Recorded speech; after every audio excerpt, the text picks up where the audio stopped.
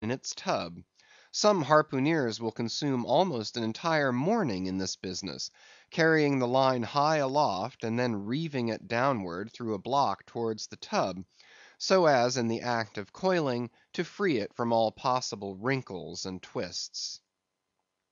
In the English boats, two tubs are used instead of one, the same line being continuously coiled in both tubs.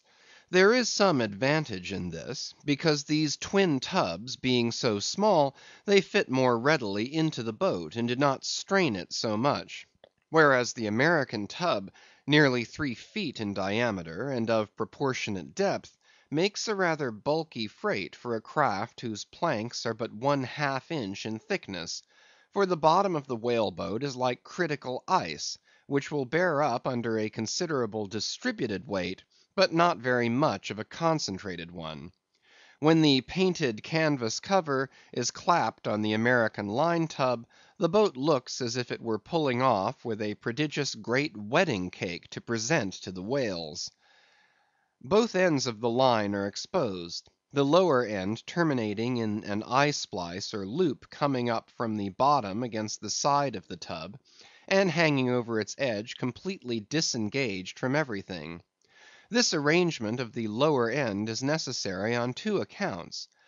First, in order to facilitate the fastening to it of an additional line from a neighboring boat, in case the stricken whale should sound so deep as to threaten to carry off the entire line originally attached to the harpoon. In these instances, the whale of course is shifted like a mug of ale, as it were, from one boat to the other, though the first boat always hovers at hand to assist its consort. Second, this arrangement is indispensable for common safety's sake; for were the lower end of the line in any way attached to the boat, and were the whale then to run the line out to the end, almost in a single smoking minute as he sometimes does, he would not stop there, for the doomed boat would infallibly be dragged down after him into the profundity of the sea, and in that case no town crier would ever find her again. Before lowering the boat for the chase, the upper end of the line is taken aft from the tub, and passing round the loggerhead there, is again carried forward the entire length of the boat, resting crosswise upon the loom or handle of every man's oar, so that it jogs against his wrist in rowing; and also passing between the men, as they alternately sit at the opposite gunwales, to the leaded chocks or grooves in the extreme pointed prow of the boat, where a wooden pin or skewer the size of a common quill prevents it from slipping out. From the chocks it hangs in a slight festoon over the bows, and is then passed inside the boat again, and some 10 or 20 fathoms (called box line) being coiled upon the box in the bows, it continues its way to the gunwale still a little further aft, and is then attached to the short warp, the rope which is immediately connected with the harpoon; but previous to that connection, the short warp goes through sundry mystifications too tedious to detail. Thus the whale line folds the whole boat in its complicated coils, twisting and writhing around it in almost every direction. All the oarsmen are involved in its perilous contortions, so that to the timid eye of the landsman they seem as Indian jugglers, with the deadliest snakes sportively festooning their limbs. Nor can any son of mortal woman, for the first time, seat himself amid those hempen intricacies, and while straining his utmost at the oar, bethink him that at any unknown instant the harpoon may be darted, and all these horrible contortions be put into play like ringed lightnings. He cannot be thus circumstanced without a shudder that makes the very marrow in his bones to quiver in him like a shaken jelly. Yet habit, strange thing,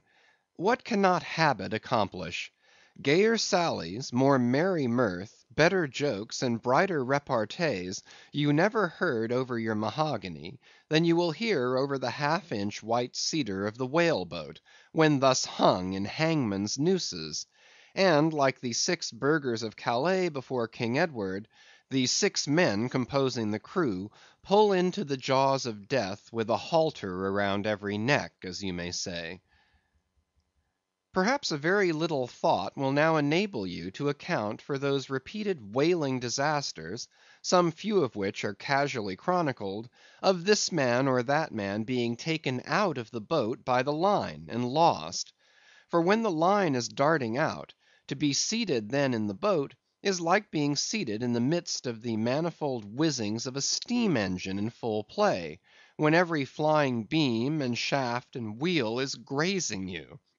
It is worse, for you cannot sit motionless in the heart of these perils, because the boat is rocking like a cradle, and you are pitched one way and the other, without the slightest warning, and only by a certain self‐adjusting buoyancy and simultaneousness of volition and action can you escape being made a Mazeppa of, and run away with where the all‐seeing sun himself could never pierce you out.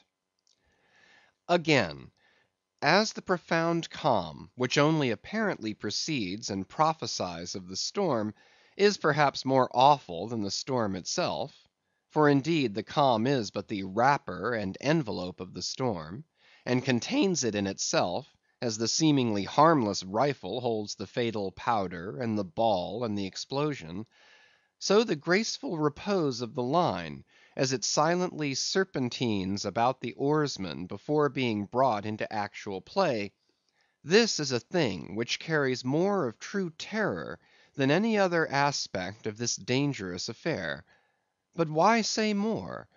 All men live enveloped in whale lines. All are born with halters round their necks.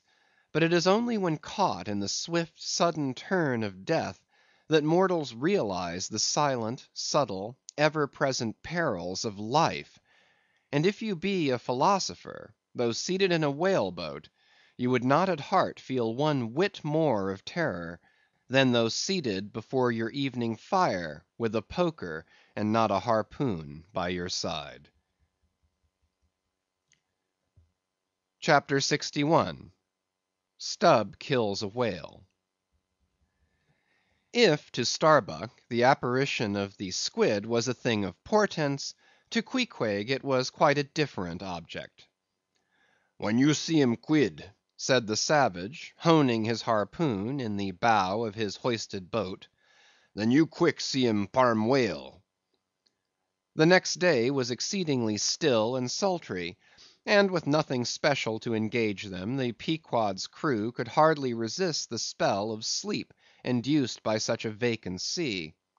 For this part of the Indian Ocean through which we were voyaging is not what whalemen call a lively ground; that is, it affords fewer glimpses of porpoises, dolphins, flying fish, and other vivacious denizens of more stirring waters, than those off the Rio de la Plata, or the inshore ground off Peru.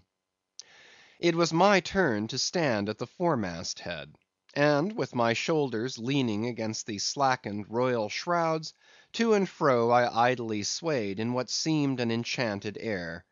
No resolution could withstand it. In that dreamy mood, losing all consciousness, at last my soul went out of my body, though my body still continued to sway as a pendulum will, long after the power which first moved it is withdrawn.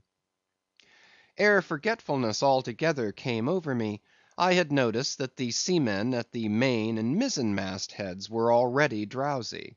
so that at last all three of us lifelessly swung from the spars, and for every swing that we made there was a nod from below from the slumbering helmsman.